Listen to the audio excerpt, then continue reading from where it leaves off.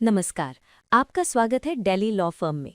आज हम एक बहुत ही महत्वपूर्ण सुप्रीम कोर्ट के निर्णय के बारे में बात करेंगे जो हर आम व्यक्ति के लिए समझना जरूरी है, खासकर अगर आप जमीन जायदाद, मुकदमेबाजी या कोर्ट केस से जुड़े हुए हैं।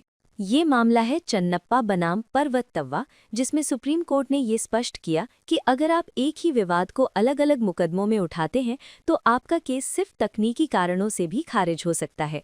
जी बिल्कुल।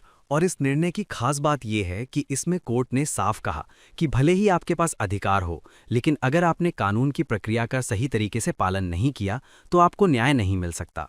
तो चलिए सबसे पहले इस केस की कहानी समझते हैं। इस मामले में पर्वतव्वा नाम की महिला थी जिनकी पति की मृत्यु 1961 में हो गई। इसके बाद उन्होंने चन्नप्पा को गोद लिया, लेकिन कई साल बाद 2002 में उन्होंने कोर्ट में जाकर कहा कि ये गोद लेना गलत था और उस दस्तावेज को रद्द किया जाए। और इसी के साथ उन्होंने कोर्ट से ये भी कहा कि चन्नप्पा को उनके संपत्ति में हस्तक्षेप करने से रोका जाए। लेकिन ध्यान देने वाली बात यह है कि उन्होंने उस समय केवल इंजंक्शन यानी रोक लगाने की मांग की। उन्होंने ये नहीं कहा कि उन्हें संपत्ति का मालिक घोषित किया जाए। जी, और यही इस पूरे केस का सबसे महत्वपूर्ण बिंदु बन गया, क्योंकि बाद में जब मामला चल रहा था, पर्वतव्वा ने 2007 में एक दूसरा मुकदमा दायर किया, जिसमें उन्होंने कहा कि उन्हें संपत्ति से बाहर कर दिया गया है और अब उन्हें मालिक घोषित किया जाए और कब्जा वापस दिया जाए। यानी एक ही विवाद को उन्होंने दो अलग अलग मुकदमों में उठाया। पहला मुकदमा अडॉप्शन और इंटरफेरेंस के बारे में था और दूसरा मुकदमा ओनरशिप और पोजेशन के बारे में। अब यहीं से समस्या शुरू होती है। चन्नप्पा ने कोर्ट में कहा कि ये दूसरा मुकदमा चल ही नहीं सकता क्योंकि ये पहले वाले मुकदमे से जुड़ा हुआ है और कानून के अनुसार एक ही कारण के लिए बार बार मुकदमा नहीं किया जा सकता। बिल्कुल। और उन्होंने 3 महत्वपूर्ण कानूनी सिद्धांतों का सहारा लिया। पहला रेस जुडिकाटा, दूसरा कंस्ट्रक्टिव रेस जुडिकाटा और तीसरा order two rule two CPC. अब इसे आम भाषा में समझते हैं। रेस जुडिकाटा का मतलब है कि अगर एक मुद्दा पहले ही कोर्ट में तय हो चुका है तो उसे दोबारा नहीं उठाया जा सकता। और कंस्ट्रक्टिव रेस जुडिकाटा का मतलब ये है कि अगर आपने कोई बात पहले केस में उठानी चाहिए थी लेकिन नहीं उठाई तो बाद में आप उसे उठाने का अधिकार खो देते हैं। और order two rule two CPC कहता है कि अगर आपके पास एक ही कारण से जुड़े कई अधिकार हैं तो आपको सभी अधिकार एक ही मुकदमे में मांगने होंगे, नहीं तो बाद में आप अलग से मुकदमा नहीं कर सकते।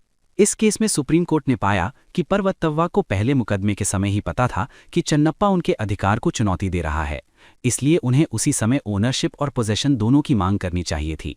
लेकिन उन्होंने ऐसा नहीं किया। उन्होंने केवल इंजंक्शन मांगा और बाद में दूसरा मुकदमा कर दिया। यही गलती उनके पूरे केस को कमजोर कर गई। ट्रायल कोर्ट और फर्स्ट अपील कोर्ट दोनों ने कहा कि दूसरा मुकदमा कानून के अनुसार नहीं चल सकता क्योंकि ये पहले केस से जुड़ा हुआ है। लेकिन हाई कोर्ट ने इन दोनों फैसलों को पलट दिया और पर्वतव्वा के पक्ष में निर्णय दे दिया। और फिर मामला सुप्रीम कोर्ट पहुंचा, जहां सुप्रीम कोर्ट ने पूरे रिकॉर्ड को देखा और ये पाया कि हाई कोर्ट ने अपनी सीमाओं से बाहर जाकर निर्णय दिया।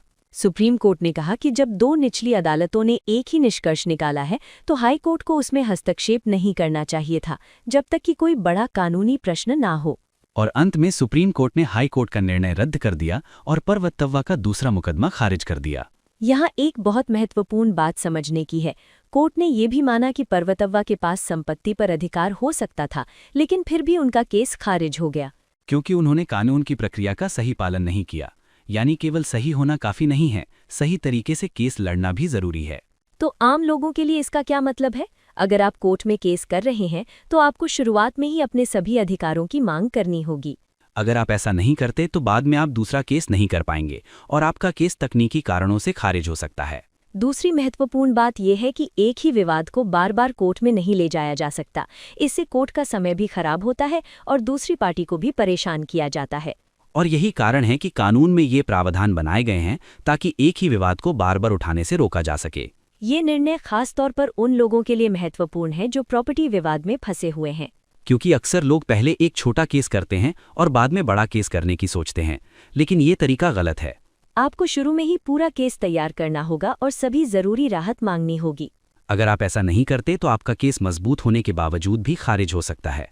इसलिए हमेशा किसी अनुभवी वकील की सलाह लेकर ही केस दायर करें, ताकि कोई भी तकनीकी गलती ना हो और आपका अधिकार सुरक्षित रहे। ये निर्णय हमें ये सिखाता है कि कानून में प्रक्रिया उतनी ही महत्वपूर्ण है जितना कि अधिकार। और अगर प्रक्रिया का पालन नहीं किया गया तो न्याय मिलना मुश्किल हो सकता है। तो दोस्तों, अगर आप भी किसी कानूनी समस्या में हैं या आपको सही मार्गदर्शन चाहिए तो विशेषज्ञ सलाह लेना बहुत ज़रूरी है। और याद रखें, सही समय पर सही कदम उठाना ही आपके केस को मजबूत बनाता है।